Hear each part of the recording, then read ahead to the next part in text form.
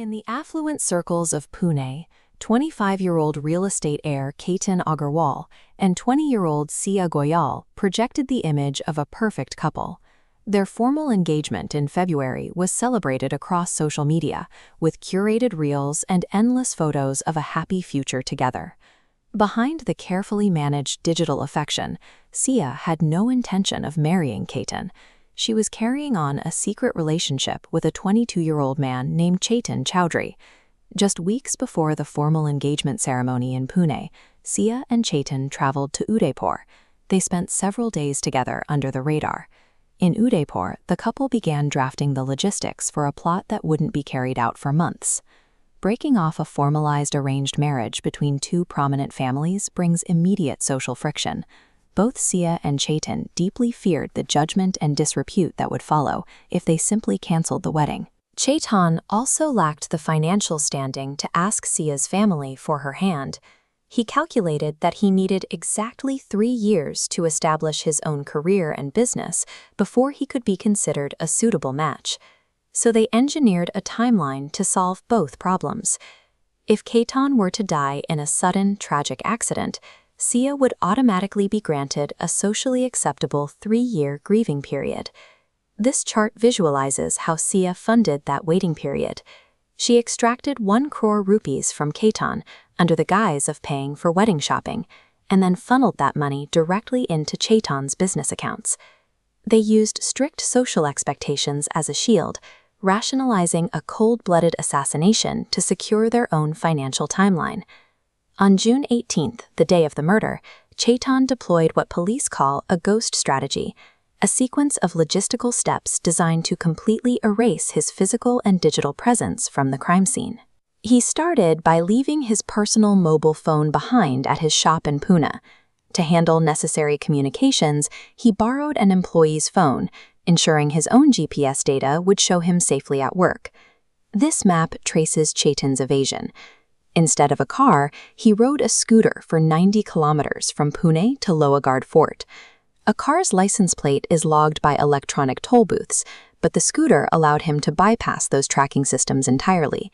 Once at the fort, he climbed the trails wearing a hooded jacket to hide his face, removing it right before the act. He remained in a plain black t-shirt, then put the hood back on to escape unnoticed.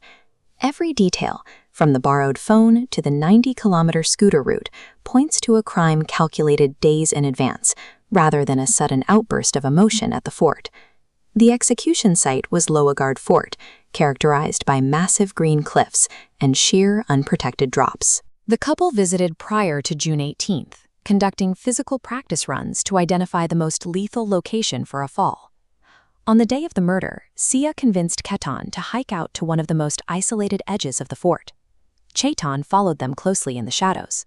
Once they reached the chosen edge, Siya executed a prearranged physical signal. On the pretext of tying her shoelaces or drinking water, she abruptly sat down on the rocky ground. That action was highly calculated. By lowering her center of gravity and removing herself from a standing position, she ensured she was completely out of Ketan's reach. When Chetan emerged to deliver the fatal kush, Ketan couldn't instinctively grab her and drag her over the edge with him. Engineering a physical safety mechanism to protect herself while her fiancé was pushed into a gorge represents the absolute peak of their calculation. In the immediate aftermath, Siya attempted to execute the final phase, convincing the authorities that Ketan simply slipped and fell. But her behavior in the hours following the death was highly unusual. Her reactions and explanations immediately tipped off Ketan's sister, raising the family's suspicions. 3 days later, Ketan's father and relatives traveled to the fort to inspect the exact location of the fall themselves. When they examined the physical terrain, the story stopped making sense. The ground at that specific edge was stable, leading the father to conclude that an accidental slip was practically impossible. The carefully constructed narrative of a tragic accident fell apart the moment it was tested against the basic physical reality of the cliff face and human intuition. Police soon uncovered the secret Udaipur trip hidden in the couple's travel histories. They seized Chetan's mobile phone and sent it for forensic analysis to retrieve any deleted communication. To definitively confirm the logistics of the murder, investigators brought a physical dummy to the fort and recreated the precise sequence of events that led to the fatal push.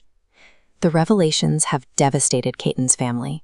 They recently organized a candlelight march in Pune, publicly appealing for any tourists who were at Lohagad Fort that day to come forward with eyewitness accounts.